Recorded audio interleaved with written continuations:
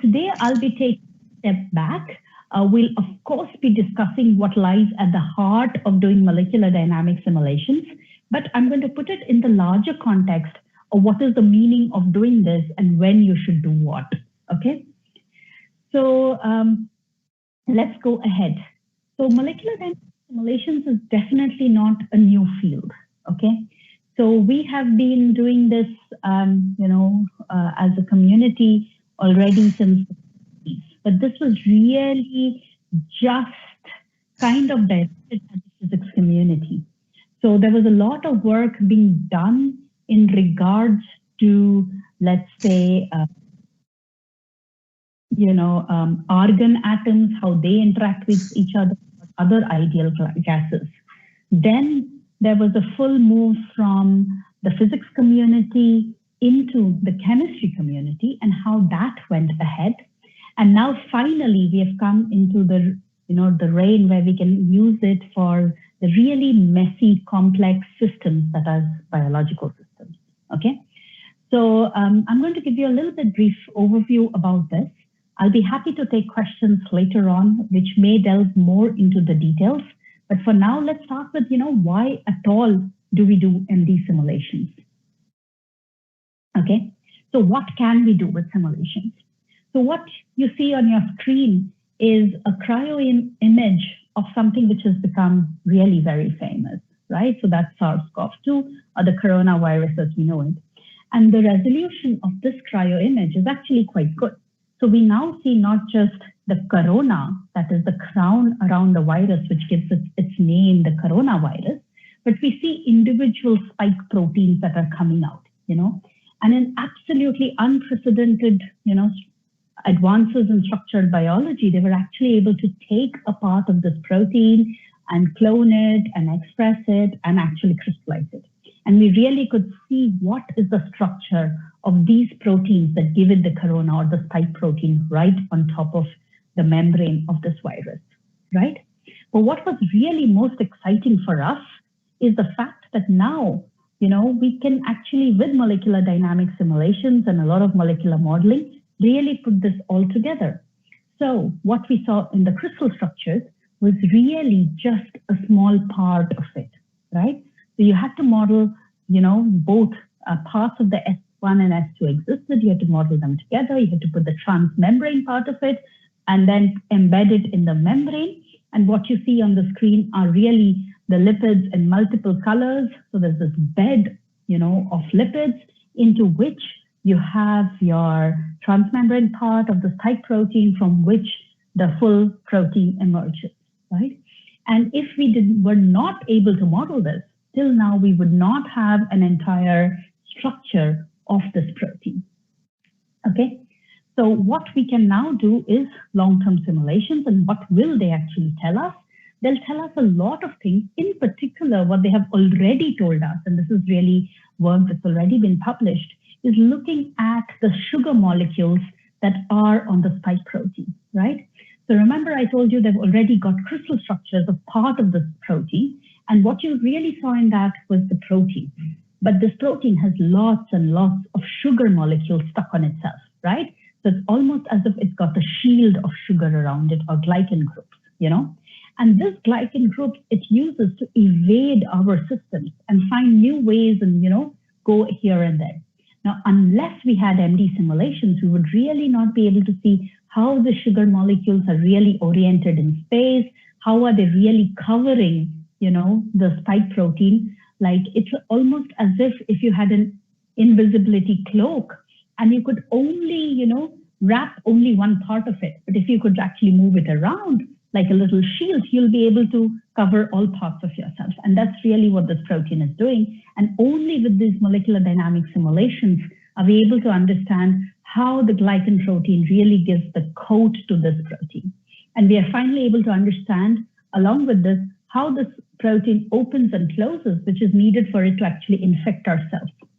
If it just remained closed in one state all the time, it would really not be able to infect us. Actually, that would be great. But still, we're only able to understand the mechanism of this opening and closing with molecular dynamic simulations. And what we can now do is the next step.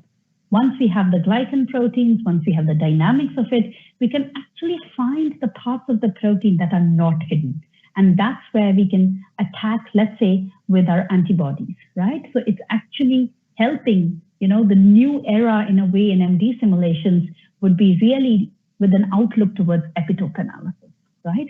But all this sounds great, okay? But what is it that we are actually doing? Obviously, we don't have a microscope that has such a high resolution that I can look at it atom by atom by atom, and which is why we are going to start looking at it, from simulations. But before we do that, we need to understand certain limitations and certain advantages we have. And we need to think of how the system actually behaves. And what I mean by that is the spatio-temporal, landscape of this protein, right? Because you can have different phenomena. For instance, protein local dynamics, by which I mean, let's say, metal bond rotation, or maybe the last sugar molecule that I told you about, it's waving a bit. That dynamics takes place at nanoseconds to maybe some microseconds, right?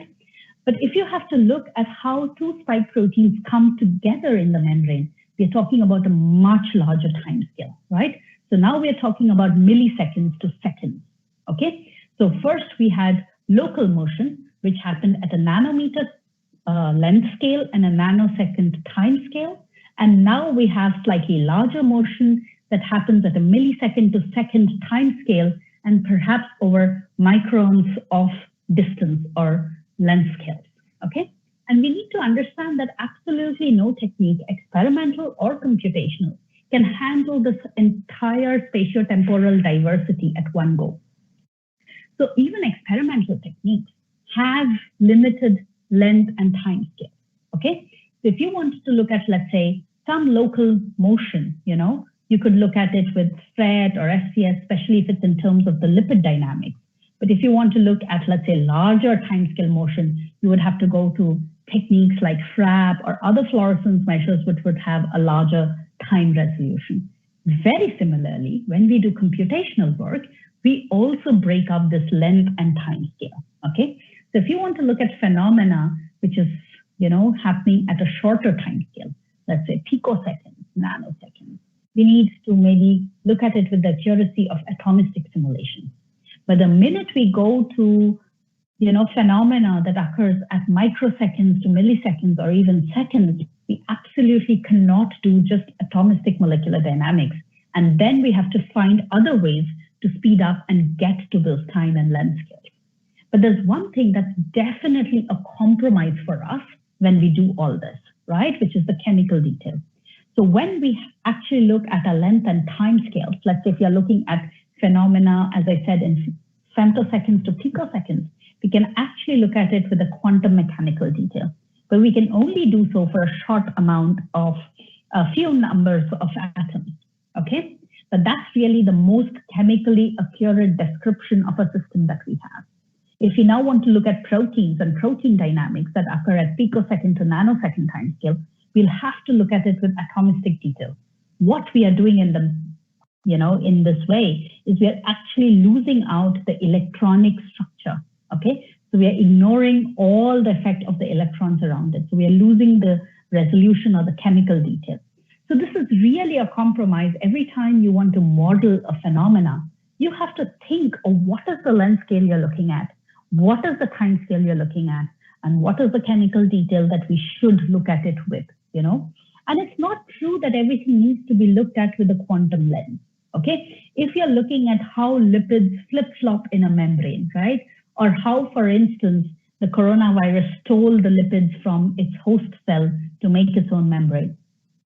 Sure, if you had the quantum detail, that would be great. But we wouldn't really learn much more about it than if we just look at it from an atomistic or a coarse-grain resolution, okay? So every time you want to model something, please keep this in mind, that there is always a compromise we have in terms of the length and time scales and the chemical detail, but also in our understanding of the system, okay? So let's go back to what we started off with, which is the quantum part. So if I think of a lipid bilayer, right? And one of the good points, if I may say so, please let me have this, is the fact that from this pandemic, almost everybody has understood what is a membrane, right? We all talk about the membrane of the coronavirus, right? So this is the membrane of ourselves, let's say. And we want to understand it at different, questions. So we can look at it in many different scales. So what I've just put on the left-hand side here are 4 pictures. The first one discusses the, properties of the bilayer at a quantum level. The second one at an atomistic level. The third one, what we call coarse grain, and I'll come to that later. And the last one, what we call continuum.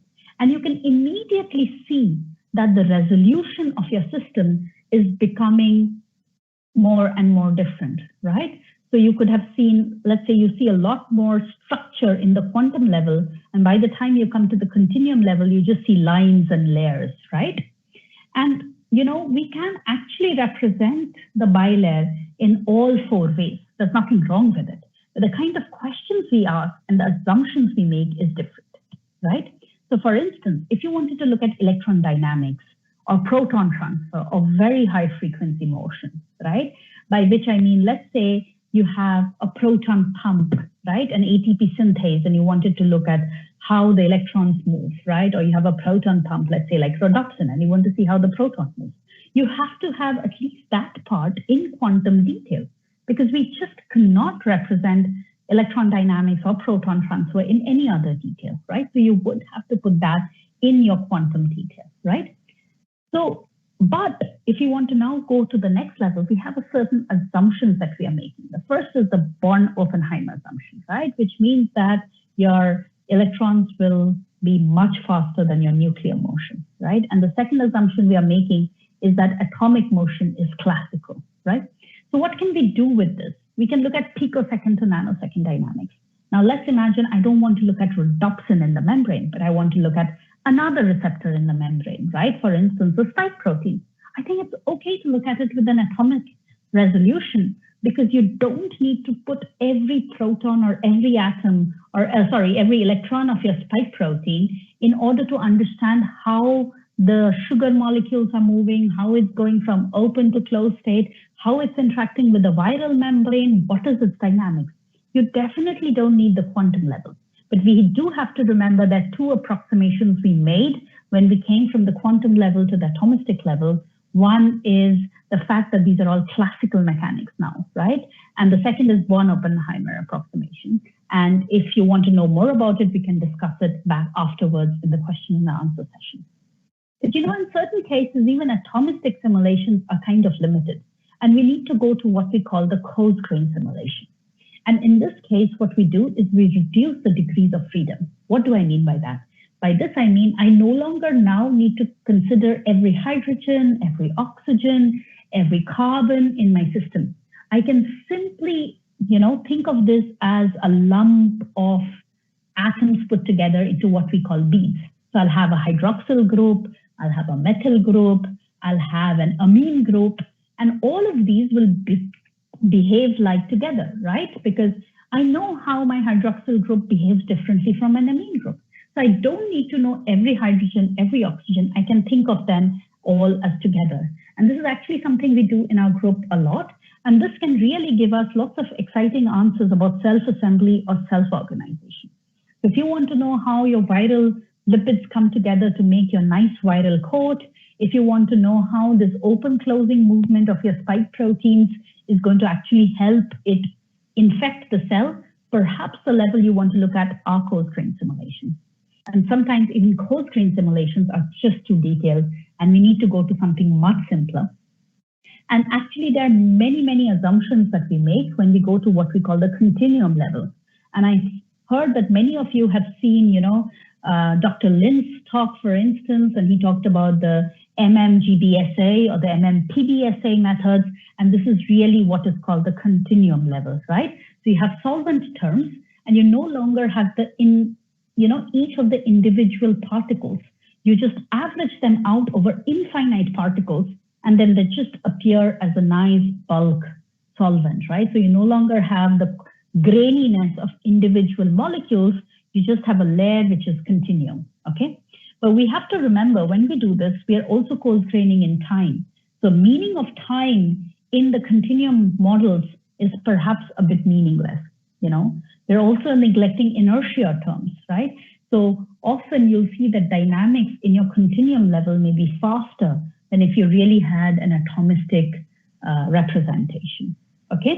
But these are really good and often used when you want to look at the hydrodynamics of the system, you want to look at, let's say, fluid mechanics, you want to look at membrane energetics, you will really need to look at the continuum representation. What I'm going to talk about today, though, is not the quantum level and not the continuum level, but you need to understand where it all fits in. So I will be talking a little bit about atomistic representations in molecular dynamic simulations and moving on to coarse-grained representation. Right. So what do we actually do in molecular dynamic simulations? So what we do is we try to see how every atom of your system is moving at every time interval, right? So imagine I, want to simulate, let's say, how someone goes from Pune to Mumbai, right? So I have a car and I want to see at every time point, they start now at Pune, that's time 0, the car is at 0. Okay, after 1 minute, where has the car reached? After 2 minutes, where has the car reached? So for us, every atom is a car in that system. And I need to know where is each of my atoms or each of my cars at every given moment. Now, there are multiple ways to reach from Pune to Mumbai, right? For those of you who may have known this place over here, for instance, we can take the very fast expressway, we can take the highway, we can take the local roads. There's so many ways, right? So where is my system going to go? So for that, I need to know, for instance, for my atom, right, in which direction is the force? So it can take any of these paths, but which path will it actually take? Now, for my atom in a system, which path it will actually take is dependent on what all it interacts with. If it's complete vacuum and it is by itself, it'll just follow Newton's law and say every particle in motion will continue in motion. So it'll just go in the direction it was going. And if it was stationary, it'll just remain stationary. But it's not an isolated system, right? It has many other atoms around it. So where it will go from here is basically going to be determined by what else is near it. So for instance, it could be interacting with another particle. It could be a bonded term, right? So now 1 cannot go in every direction possible because 2 is going to kind of restrain it, right? And this is the first term in a molecular dynamic simulation, which is a harmonic potential and which gives this bonded term, right? Because now 1 cannot fly away from 2. So if 2 goes out, 1 has to go out. So it's going to be a fluctuation around what we call the bond length or the equilibrium angle, which is given in this equation by R equilibrium. And the instantaneous distance between them is given by R12, right? That's the distance between 1 and 2. You can immediately see that really 1 cannot run away at an angle to 2 far away, right? Because it is bonded to 2 and it is kept by that bonded term. And you'll also immediately see is if I define my bonded term only in this harmonic potential way, right? I can no longer define bond breaking. And that's really one of the drawbacks of classical simulations is that we can't really easily define bond breaking. But if it is at equilibrium or at least at steady state, we should be able to understand some of these interactions very well, right? So now 1 is going to be defined by whether it's interacting with 2. But 2 could also be interacting with 3. And now 1 is even more limited, right? Because now where all the particle 1 can go is dependent on what all particle 3 is doing. So not just can it go up and down, fluctuating like a spring with particle 2, but it can also fluctuate like a spring with particle 3. So that's what we call the angle motion, right? And that's also given by a harmonic motion. I think we are missing a couple of superscripts here on the screen. I'm sorry, but these should all be squares, right? It's probably with this. Okay, now particle 3 can also be interacting with something else. Many of you would have heard the term dihedrals. Newman projections. I think these days you even have it in your final years in school, definitely in your bachelor's, right? Because now depending how big 4 is, 1 is again going to be limited in space. And again, we give this by the dihedral term. So it can only move, let's say for 1 around 2 and 3, not the angle I've shown, is whether it is interacting over there. Let's say 4 is a very bulky group, there'll be steric clashes, it'll try to move away. And now similarly, it goes on. But the interactions between 1 and 5 are really not dependent now on whether it's bonded or not. It can interact by itself. And at some point, it will come back and interact with another particle, either from the same chain or another chain, and I've just shown it by N. It doesn't matter. N can be a water molecule near it, which is not bonded to it at all, or N can be another part of the whole of the system, which comes back and interacts with it, right? And now when 1 and N want to interact, they can interact in different ways. And we call them either through electrostatic interaction. So let's say they're both charged. So naturally, if they're both like charged, both positive, they'll repel each other. If they're both negative, they'll come towards each other, and so on and so forth. But there's another part, which is the van der Waals interactions. And that in most classical simulations these days is given by a simple Lennard-Jones 612 potential. Now, of course, you can change these potentials, right? As you saw immediately in the bonded term, as I explained, there's no bond breaking energy, right? So you need not assume that they're harmonic. You can put different parts of these equations, and you can kind of represent them in different ways. And indeed, these different potentials exist. So the potentials that I've put on the screen are not set in stone. Many people have tried with other set of parameters, and indeed for different systems, you do need to have different functional forms, okay? But more or less, this is the bare minimum that we look at, okay? But now that I can actually calculate all these energies and all the forces acting on one, right? So I can say now 1 fighting with 2, that would be a harmonic potential. There'll be a force, which is also of a harmonic form. And all of this put together will be a movie that looks something like this, right? So I'll have T equal to 0, whatever is moving. And then the first thing, let's say you have the bonded term, it's nicely harmonic. Then you have the angle term, it's also fluctuating, the dihedral, and so on and so forth. And this is what we call a force field, right? So force field is nothing but how the energetics of the different atoms put together. So there can be bonded terms, which would be just, let's say, 1, 2, 3, 4, as we discussed, and the non-bonded terms, which would be with any N. Now, once we know all of this from the energetics, we can always calculate what we call the force, right? So once you have the force, and energy and force are directly kind of related, because one is the negative derivative of the other.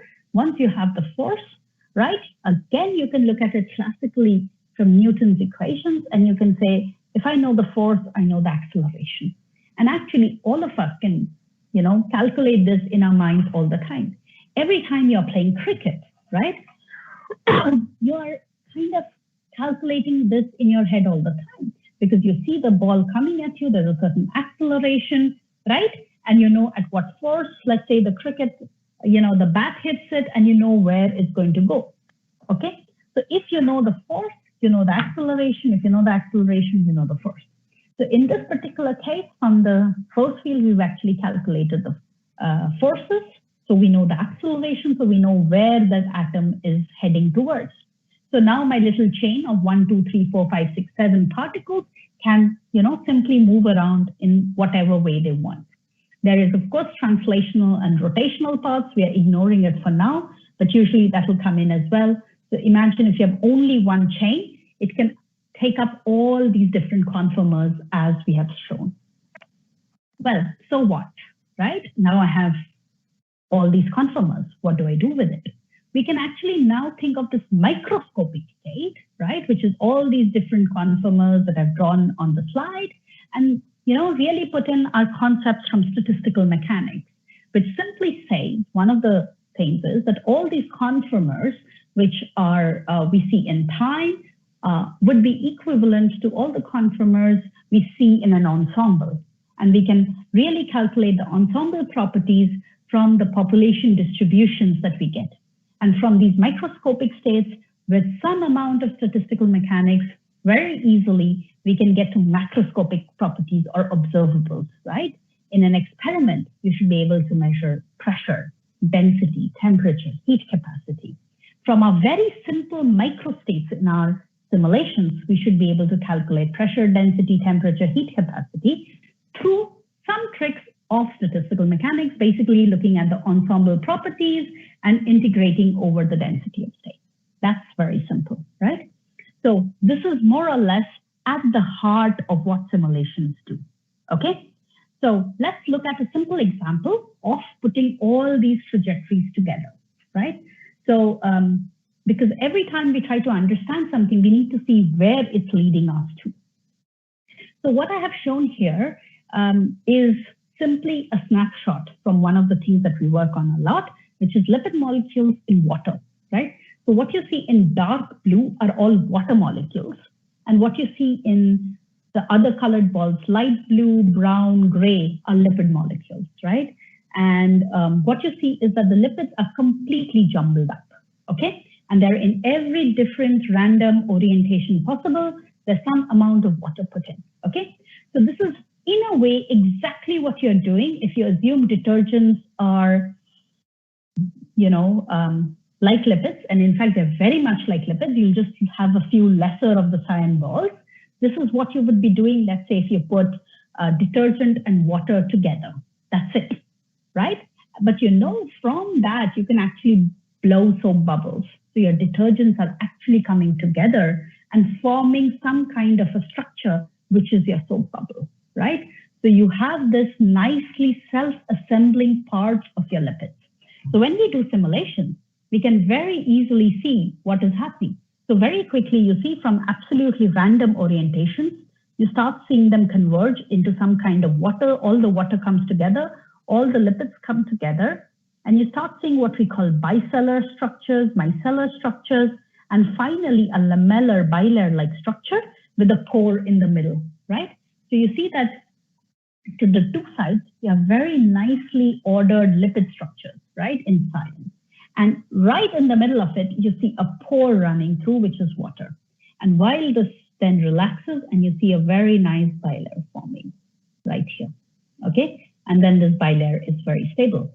So let's play it again. So you had a very random structure of lipids, and you put them together, and you start seeing how order starts building in. So T0, T1, T2, and so on and so forth. We can go through it frame by frame by frame, and we see over time that the interactions between the lipid tails dominate, the interactions with the water dominate, they kind of self-assemble together, and slowly my bilayer forms, right? So this is, in a way, if you take your SARS-CoV-2 virus, let's say you completely decapacitate it, make sure it's not infected, but you just take the lipids and you put them in water, they'll also self-assemble to what we call viron-like particles, right? So virus-like particles. And these could act as attenuated viruses in the future, especially if you build in some spike proteins and so on and so forth. Okay? So, but basically, doing our calculations of the forces and of the acceleration step by step by step, we can build up a trajectory of what the atoms are doing at every step by step by step. Okay? So, what else can we do, right? So one of the things that really has been the take-home message from a whole decade of work has been the conformational flexibility. So a lot of times when people would do, let's say, drug design, you would consider only one structure for your ligand. What I have shown on the slide is a very nice, overlay of one, ligand, but over time, let's say T equal to 0, 1, 2, 3, 4. And you see that there are some parts of the protein that are more rigid and some parts that are much more dynamic, and there's a whole array of them. And you can imagine that if you want to now do drug design on this, you cannot just consider one part. Let's say, for instance, when there is an interconversion between two states, when I have, let's say, a double bond O flipping from one side to the other, we will need to take into account this dynamics. Sorry, excuse me. And one of the ways to take into account this dynamics is to look at different conformers generated from MD simulations. You can also, generate these conformers, let's say from Monte Carlo simulations, or simply by looking at every possible conformation. But really the take-home message that this dynamics was important came from MD simulations. And the different energetics of these different conformers also came from MD simulations. And actually this dynamics becomes much, much more complicated when we even go to slightly larger molecules. So here what I've shown you are simply just 4 amino acid residues, and what you see, this panel of structures, is really the same 4 amino acid residues. If you see at the last panel, bottom right-hand side, you'll see that, you'll see very easily the 4 residues. But we've just added a little bit more and more and more and more dynamics into it, or rather we've considered more and more dynamics. And by the time you come to the top left structure, it's completely messy, right? And you can imagine that if you're trying to find something that targets this 4 residues, let's say you have an antibody and this is your epitope, these 4 residues, you would have to have something that binds it quite carefully. Now, usually if you're just looking at the structure given at the bottom right, it's easy. You say, oh, I have oxygen here, I'll let it hydrogen bond with a nitrogen. I have a nitrogen here, I'll hydrogen it bond with something else. I have a nice, aromatic ring, I'll put another pi stacking ring there, and that's done. But that's really just a part of the story. Because the minute we consider that this 4 residue polypeptide is going to be so dynamic, we see literally it just takes up all these conformers. And really we need to have an understanding of all these conformers in order to actually make sense of what we are doing with this. Okay? So let's look at some more examples over here. And before we go into these examples, just a very little bit on looking at what kind of properties we can actually look at, right? So in general, with MD simulations, we can look at 2 kinds of properties, right? One is equilibrium properties, often such as free energy calculations. And you can easily, not so easily, but you can estimate the free energy of the system or the relative energetics of the system from what we call the population density, right?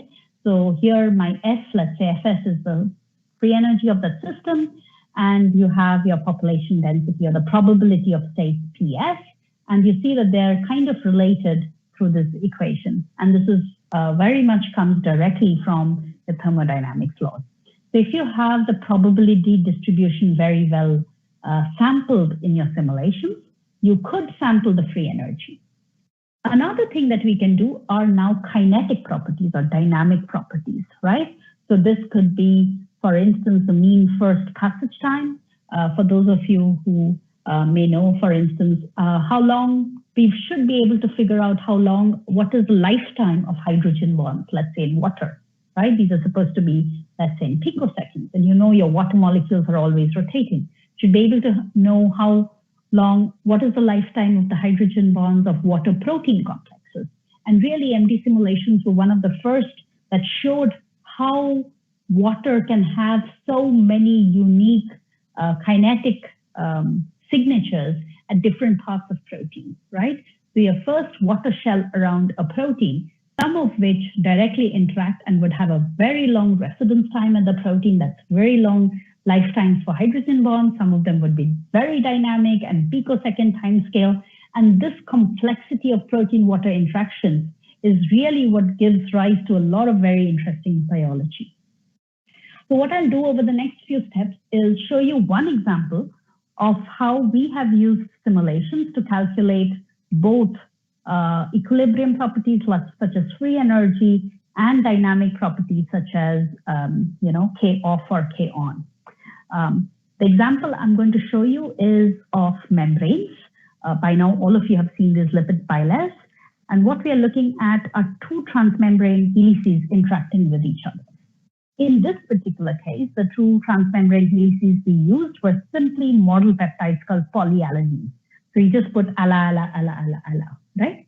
But what we are actually interested in is going to more interesting systems. For instance, a lot of receptors in our human bodies, such as many of you may know of the human growth factor receptors. So there, these 2 transmembrane helices have to come together for actually signaling. But that's not all, right? you've already seen in your spike protein, right, that it's a trimer. And you also know, we know these days that it interacts with what we call the ACE receptors, ACE2 receptors on the other side, on the on the host side, and those are dimers. So if you're able to really characterize how these transmembrane domains in the bilayer, which is given by these red-colored helices, how they interact, we should, be able to, in the long run, understand why is the spike protein a trimer, why is the receptor a dimer. We should be able to give quantitative data on this, but we are far from it yet. So what we did some time ago now was look at just simply polyalanine peptides, and we want to estimate the free energy of binding, which is the difference in the energy between the monomeric state, which is given on the right-hand side. You see the two peptides, the two red-colored peptides are far away from each other, so they are the monomers. And some point in the bilayer, they'll, come together, associate, and they'll be stuck to each other, and this is the dimer, right? And you can see on the left-hand side, there's a very nice dimer state with the two helices put together. And you can see that we have just drawn a very simple plot on top of the bilayer. So you see that the dimer state is and you see on the other side, the monomer states have maybe higher energy, and the plot goes up, right? So these are the kind of reaction profiles you've often seen in chemistry as well. A little barrier, and B, right?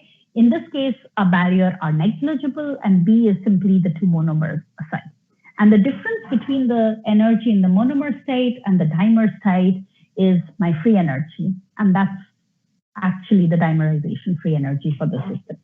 And if you look at once it opens up, you can start looking at the kinetic properties and the dynamic properties. So how quickly, the rate constant of going from a dimer to monomer is called K off. And when the two monomers come together to form a dimer, it's called K on, right? So K off is simply how often it breaks up from a dimer state, and K on is simply how often the monomeric states come together, okay? So what did we actually do? We indeed performed simulations. We had two monomers, and we just simply calculated the distance between them. And you see at the start of the simulations, they're quite far. You see the red line is fluctuating wildly. They're going all over the place. So this is just random diffusion in the membrane. My monomers are going everywhere. It's seeing each other. And at some point, it sees each other. And at that point, the interaction between them is high enough that forms a dimer state, right? And you see after this, the red line is fluctuating at a much lower value, below 1 nanometer, it's about 0.8 nanometers. And that's the dimer state, right? So the distance between my two monomers is quite low. They're kind of very close together, and that's the dimeric state, okay? And you see that the time scale, which is given by my x-axis, it goes from 0 microseconds to 5 microseconds, okay? So there's little tricks that we've done here. We'll discuss this later if you're interested. And you see your distance is going from 0 nanometers to about 6 or 7 nanometers, right? So it's a pretty largish bilayer. Each of my peptides is only 1 nanometer in thickness and 4 nanometers in length. So it's kind of doable. And so what we see is that, once the monomer forms, once the monomer finds each other, they form a dimer. And once the dimer forms, it just stays as a dimer. But we didn't give up. We continued these simulations. In fact, we were simulating for almost a year, and we got what we call very long time scale simulations, at least for us, and it went up to 320 microseconds, okay? And what you see in this plot is this little things, and a zoop, it goes up. Then it comes down again, and along the way, zoop, this goes up again, right? The zoop going up and down, that's my dissociation state, right? So when it's going up, it means the distance is up, exactly like what it was at the beginning, okay? So it goes up, it dissociates, you again see two monomers, then it comes back, it reassociates, and then it stays as a monomer, let's say, for about 20 microseconds, dissociates again, comes back to stays as a dimer for about 50 microseconds, and so on and so forth.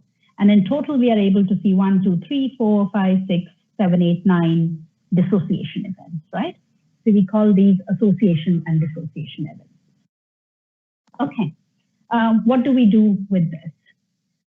Before I go on, maybe I'll just give a break, and all of you can kind of think of, why did we need to do such long simulations?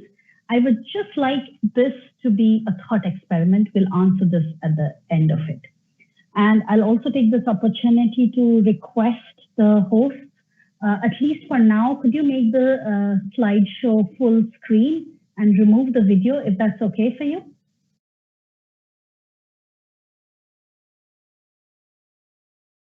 If not, I will just do this for now. Okay, so now let's come to why we needed these long simulations. Okay, the first case, what I mean by that is if I have just two helices and they're going up and down, right, next to each other, there's really one part that we are most interested in that decides whether it's a monomer or a dimer, and that's the distance, okay? So once I have this distance put together, right, it's going to be my reaction coordinate. And I'm going to look at this energetics only in the form of this reaction coordinate, right? And I want to look at the energetics in this way, okay? So I needed such long simulation so that I have enough sampling at every time frame on the distance coordinate, okay? So at every point, I want to see how much has it sampled. And I get an energy profile very much like what I showed you at the beginning, which we had just drawn. So you see a minima around 0.75 nanometers, and that's my dimer state, and it goes up. And I can simply, again, also look at, this with the thermodynamic properties, we can look at kinetic properties. And as I said, that the time average between those events where it was dissociating and going up and coming down was about 50 microseconds, and very easily, it's just the reverse of that. We can calculate K off to be 20,000 per second. So we needed these long set of simulations because we needed to be able to, with high accuracy and high statistics, calculate both the thermodynamic properties as well as kinetic properties, okay? But there are a couple of disclaimers I want to put for you. Remember that when you want to do these simulations, you have to really think of the philosophy of what you're doing. And in our parlance, we call it GIGO, right? Garbage in, garbage out, which means that if you start with the wrong parameters, if you start with the wrong systems, you're going to get answers all the time. It's almost very few times that your simulations are going to crash. But do those answers have a meaning, right? You have to think, is this really the best way I can, the best model system that I have? Are the parameters that I've used most relevant for this set of systems, right? So please be careful, right? Whatever you do, try to think of what is it that you're putting into the system, okay? So one of the questions we always ask is what parameters to use, right?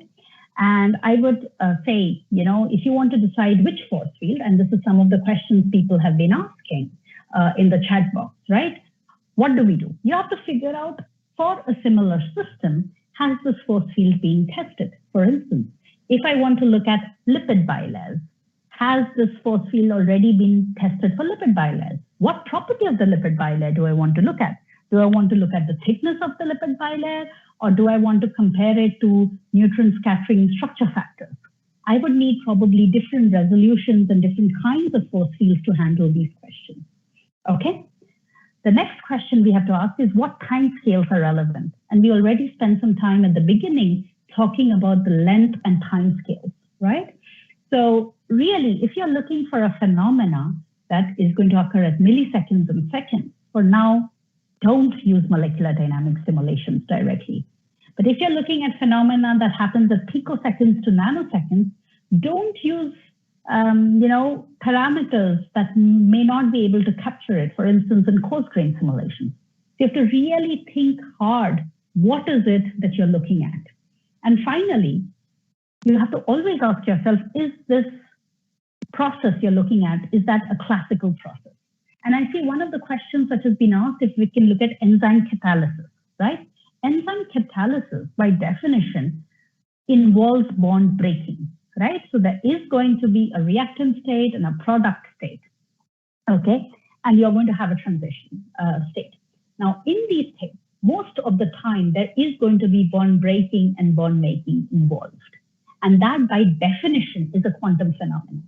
So you cannot use classical mechanics to look at enzyme catalysis, but you could use something like QMMM, for instance, to look at enzyme catalysis. Similarly, let's say you're looking at a fluorophore and you're trying to understand fluorophore's spectral properties. There's obviously some charge transfer there. Don't look at it with a classical system. You will have to invoke at least a part of the system in quantum mechanical detail, just because the mechanism is no longer classical. Okay, so when you start doing simulations, and some of you may be doing it as a part of this hackathon or somewhere else, and this is something that's going to come up again and again, don't blindly go and start using. Ask yourself always first, which force field, right? Are there similar systems? Actually, we should start from bottom up. So we should first ask, is the mechanism classical? If it is not, don't even start doing simulations there. You may get an answer, but the answer will just be really GIGO. Whatever you put in, you'll get out. Okay? Then you have to think of the time scales and length scales. We've discussed the spatiotemporal landscape. There is hierarchical motion, and we need to consider this. And lastly, you need to decide what kind of force fields do you need, what size of systems do you need, what kind of information do you need, and you need to figure this out. Okay? I would highly recommend this paper that I've put at the bottom from Mikko Karttunen's lab. It's called The Good, the Bad, and the User in Soft Matter Simulations. I think it really explains many of the questions some of you are putting up on the chat session. Okay? So please go back and read this paper. I'll come back to this paper, the very last slide once more.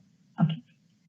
Another part that I see that many of you have already started doing simulations, and many of you will be doing simulations, always think of doing a simulation, right? That's almost equivalent of doing a single experiment, right? Now, when you do just an experiment, even then you're actually doing, in a way, multiple experiments, because you have an ensemble of your proteins in your PENDORF or in your test tube, right? So you're not working on a single particle, whereas in our simulations, we're working on single particles. So in many, many systems, and I've only given one example, if you, let's say, do just one simulation, right? You may get one number, and this is just as an example, number of hydrogen bonds in this one receptor system, okay, T-cell receptor. The system is not important for us for this thing, but just the values are important, right? So the first time they did a simulation that was in blue, let's say, and they got some set of numbers, right? And they say, okay, this system has approximately 10 hydrogen bonds. That's the center of the distribution. Then they did it again, and they said, no, it actually has 20 hydrogen bonds. So what's right? Is it 10 hydrogen bonds or is it 20 hydrogen bonds? And actually, when they repeated the simulation 100 times, they could actually get a proper distribution with a mean that was 15. And they compared it to crystal structures, which also had a mean of 15, right? So this really tells us the importance of replicates in simulations. So if and when you start doing molecular dynamic simulations, please do remember what is the statistics below it, okay? So we used to talk a lot in the early days about convergence. Given really the explosion in computing speeds these days, conversions of simple properties like RMSD is really not a good indicator of the actual underlying physics of the system, right? So please try to remember about sampling errors, about system errors, and true errors, especially in simulations, and try to do as many replicates as you can, okay? And this is really not a drawback of just MD simulations. It's a drawback of every single particle experiment you can do. So these days, even in microscopy, people are trying to tag two particles and follow it. And every time you do SPT, that's single particle tracking, you have to do at least 100 times, 100 frames, and a lot of videos. And then you take the average to look at these statistics, right?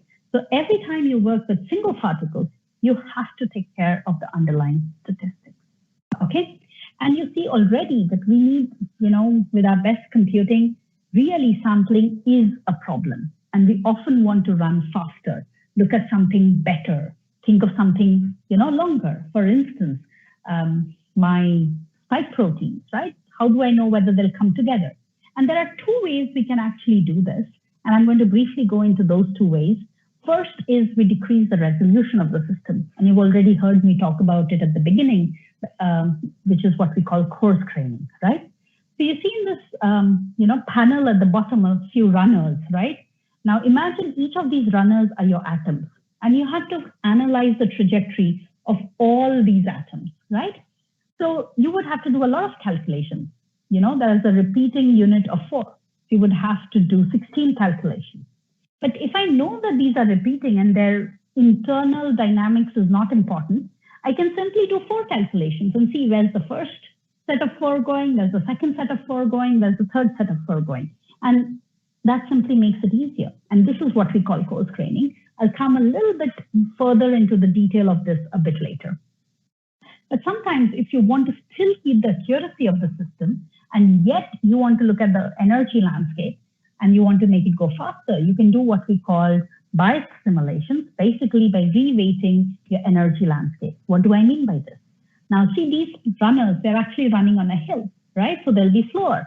Let's say now I just flatten it. I know what the system, how much I'm flattening and everything, I just flatten it. For me, it'll be just easier to keep track of where they are, right? I just need to know their one position in a line. Whereas if it's a hill, I need to know how much up, how much have they gone down. I need to check their acceleration, because they'll be faster when they're running downhill. They'll be a bit slower when they're running uphill. So if I just make it flat, I'm losing out all that information, right? So I can just make it flat, let them run, get some data, and then back calculate how it would be if there were still hills. And that's what we call biased simulations. And I'll give you a couple of brief idea about that. Okay, so let's start with the first thing, which is coarse graining, which is something which we do a lot in our work. And the first question, as I said, is you must always ask yourself, is the system useful or suitable for coarse graining?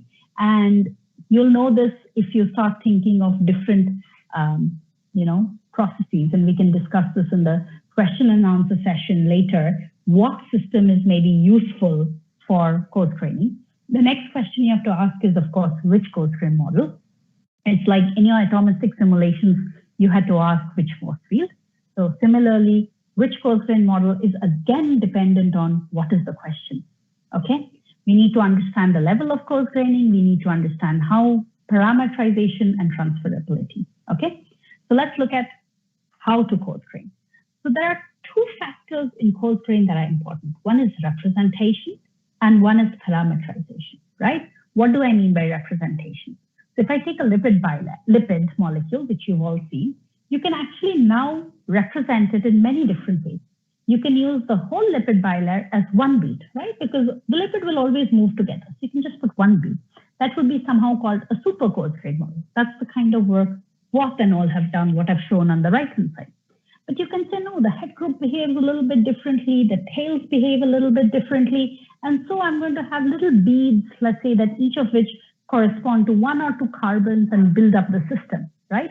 And these are models from Zivatian Marink and Mike Klein. And you can see that these are a little bit more resolved than the very coarse-grained Watt-like models, right? And once I have these, I have to think of how I'm going to parameterize them. So I can simply say, okay, a head group like. I can put some simple equations, often solvent-free toy models, or I can parameterize based on atomistic data. So I do a full atomistic simulation underground, and then I try to match those parameters and try to get my own set of parameters for coarse grain models. Or I can parameterize them the way we do for atomistic simulations, which is look at quantum chemical and thermodynamic data and say, things like that. So, and each of these models that we'll come up with at the end of it will convey a slightly different story and will be useful for a slightly different system, okay?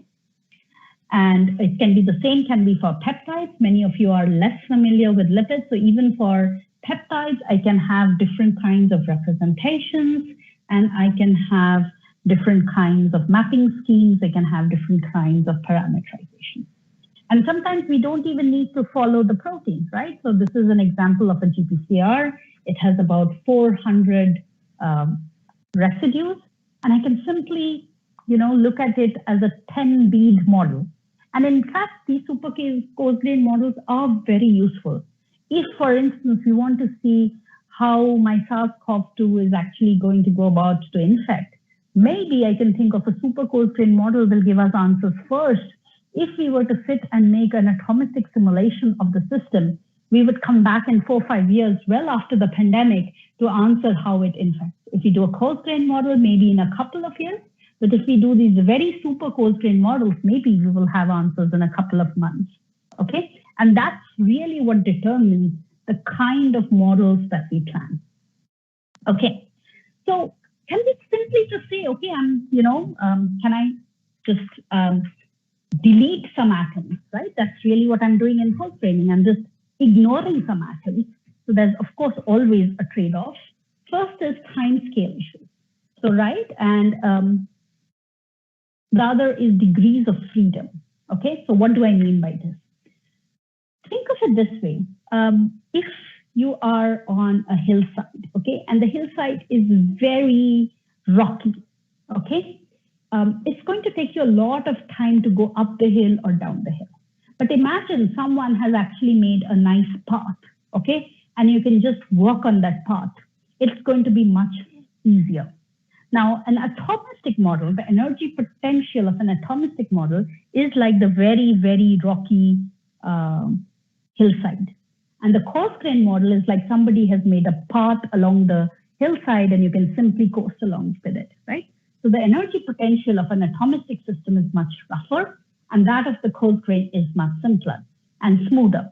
And this is simply because, as we say, the degrees of freedom are lower. What do I mean by degrees of freedom? It means, let's say, you have a dihedral system, right?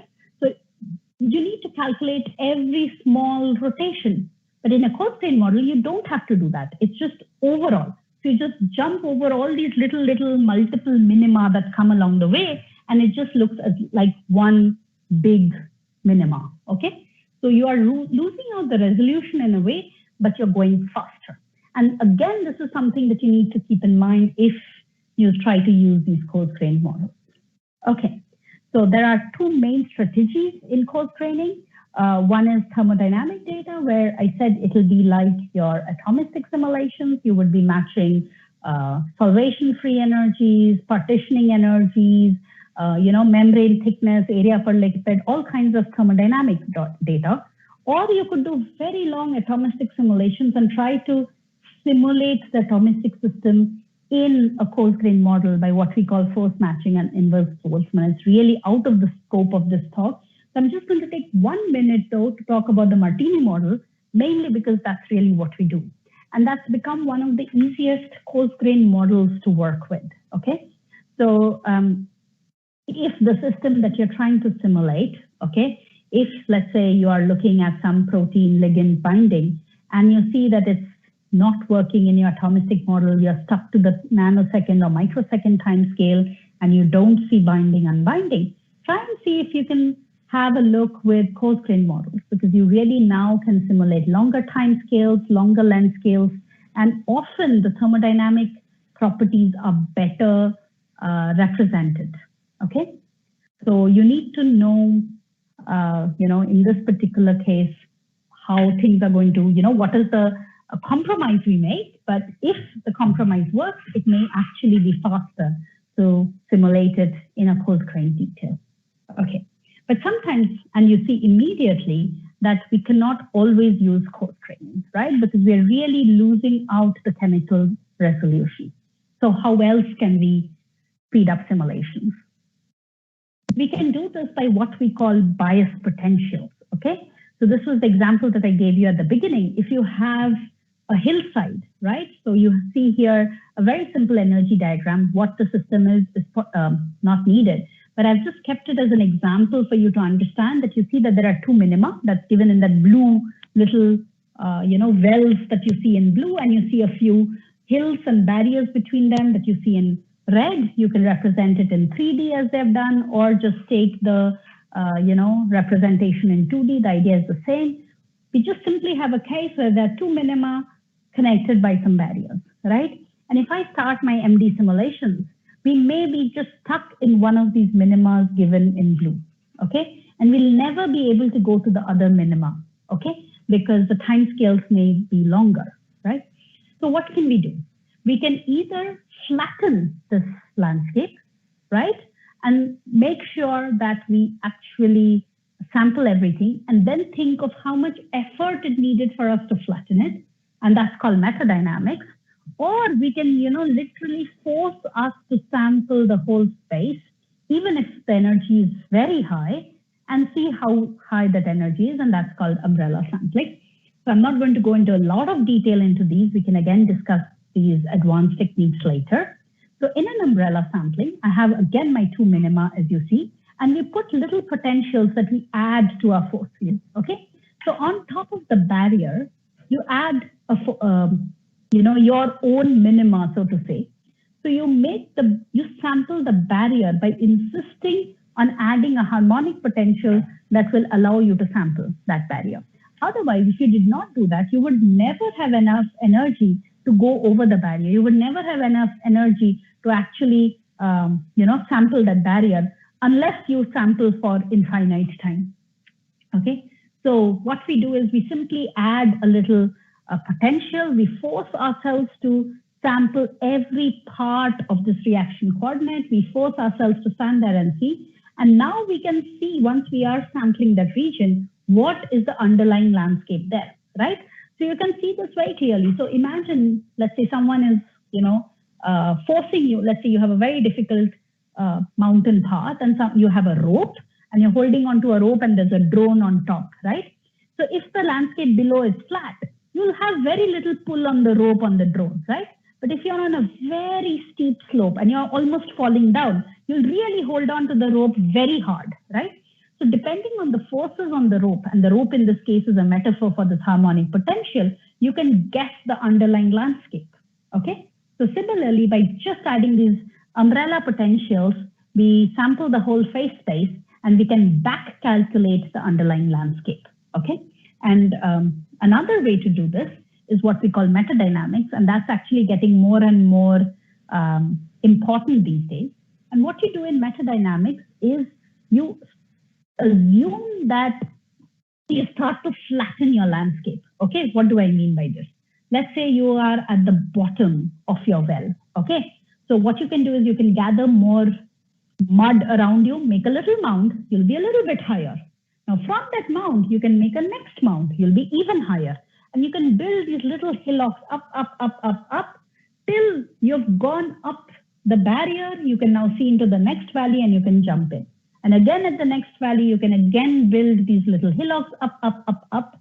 And then this way, once you have flattened your whole landscape with these little mounds of mud that you added, you can walk around it. But you know exactly what you added, right? You know how deep that well was because you know how much of the energy potential or the mud in the mound you added. So you can always back calculate your underlying landscape from this, okay? And this is really what is done in metadynamics. Please don't use it blindly, but this is basically the underlying phenomena behind it, okay? That you add all these Gaussians and you keep adding, and you have to check the width and the height of the Gaussian and the frequency at which these Gaussian potentials are added. And once you do that, you should be able to describe the conformational landscape in a whole, okay? I see many people have a lot of questions on the technical details about this. So I would highly recommend you to read some of the materials in books. I never had any courses on molecular modeling. What I know, I have read. And these are 3 books I've kept, which are at different levels of, advancement. So, you can read from any of these 3 books. A couple of tutorials I've added, which are with different force fields. One is Gromax, Charm, and Desmond. You can look at different ways you can look at it. And, you can learn from many of these tutorials how to go ahead. I think Dr. Subramaniam has already given a very nice detailed idea about how these simulations are actually, how do you actually run these simulations and so on and so forth. So I would highly recommend you to listen to his talk as well if you have not done it yet. Okay. But before I end, I want to talk about back to the paper that I mentioned you all must read, which is that simulations are really becoming one of the third part of, science. So you had always experiments, and in this figure, it's shown in the red, and you had always theory, right? You learned thermodynamics, which was a theoretical prediction, right? Or you had an analytical theory. And that, in this case, is given in gray. But what simulations are doing is filling the gap between these two systems, okay? It's like the third pillar, right? And you see that it can help you bridge the gap between a real system, where you design these experiments, and model systems for which many of the theoretical predictions or analytical theories are given. And it can really help you define, test your theory. It can help you test your model based on your experimental results, and all of the three together can finally give us a mechanism or an understanding of the underlying biosystems. Okay, and I will end here. Thank you very much. I can take some questions after this. Thank you.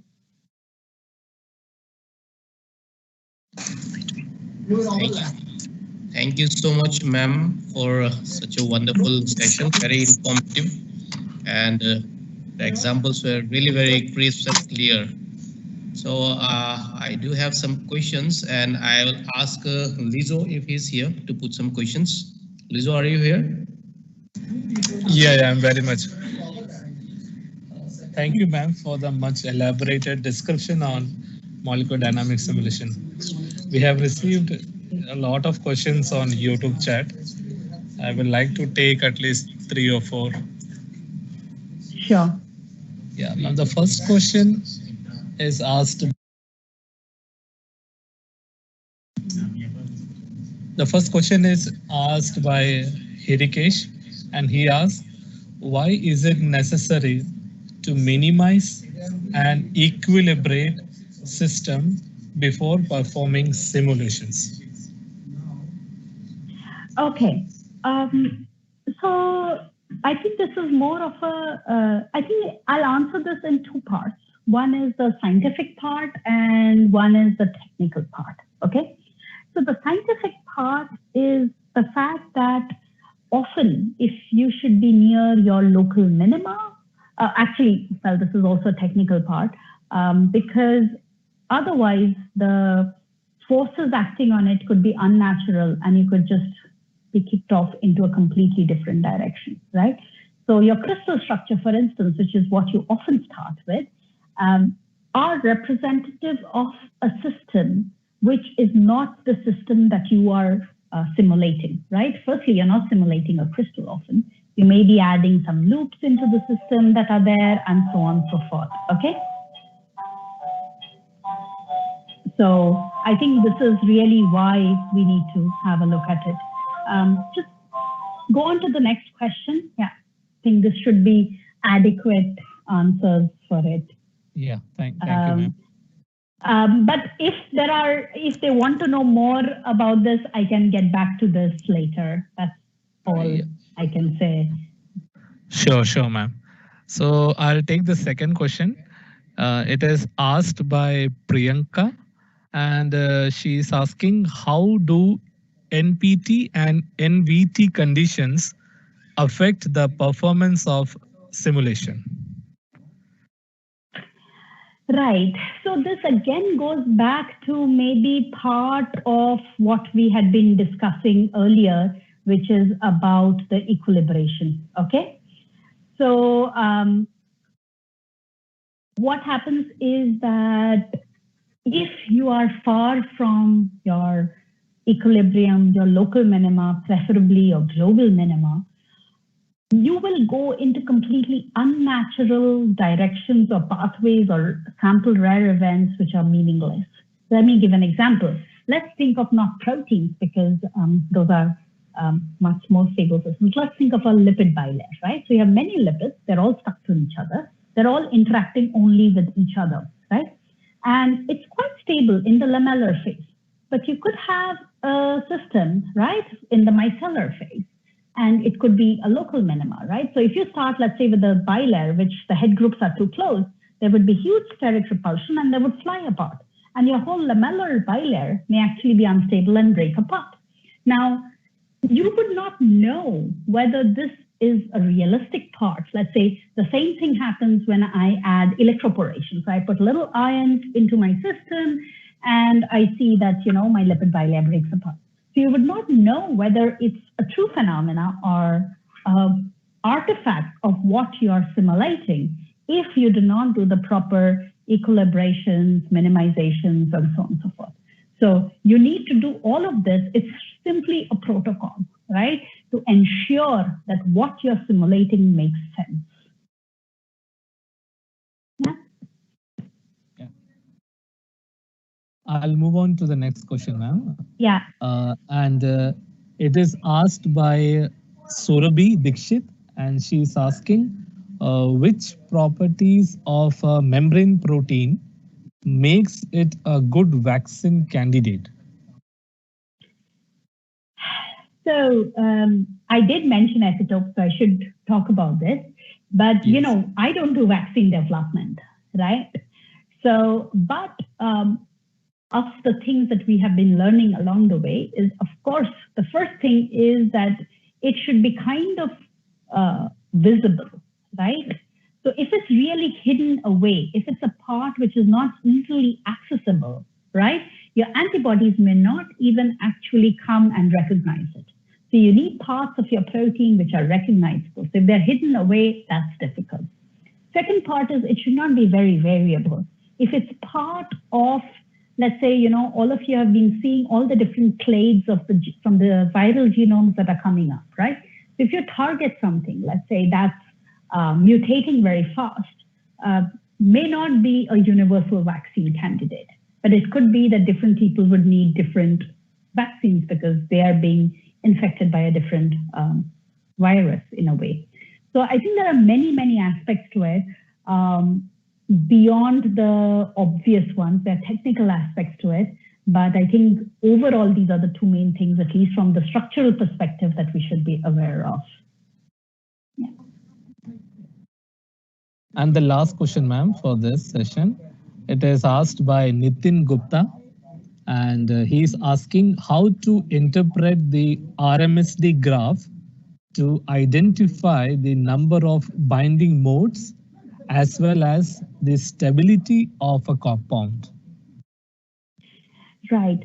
So this is again where I reiterate, you have to kind of think of what is underlying what we see, right, or what we use. Now, RMSDs actually hide a lot of information, right, because by very name, it's a mean, right? So it means it's an average. And the larger your system, your averages are really going to start hiding all the extremities, okay? So we used to use RMSDs as a very quick way to explain certain aspects, right? So, okay, overall, the system is doing this. But if you really want to tease out, really look for identifying details of your protein, I would say don't use RMSDs as the only factor. Try to find out what is causing this deviation, right? That's the D of the RMSD. Is it you have some loops deforming? Is it that your helices are moving apart? Is it that you are looking and sampling two different states? So try to find out from the preliminary RMSD values, and if you see, let's say, jumps, okay, and you can see that they're obviously two different states, and you can even have them jump up and jump down. Try to find out what is causing this difference, and automatically you'll be able to interpret your data if you try to go one level below what are RMSDs. Yeah. Thank you very much, ma'am. I hope these answers will definitely help the students to build their perspective. And there are a lot of questions else apart from all this, and we will be taking all this in the Q&A session over this weekend. I now request Dr. Mahanta for giving the concluding remarks. Thank you, Lijo, for your help. So with this, we come and end to this wonderful session of Vertical 2. On behalf of the chairman of the Drug Discovery Hackathon Training Program, Dr. G.N. Sastry, I'd like to thank the speaker, Dr. Durba Sengupta, the attendees in the MS team, as well as everyone who is watching this session over YouTube and Facebook. So thank you, ma'am, once again, and thank you, everyone. Thank you. That's great. Yeah.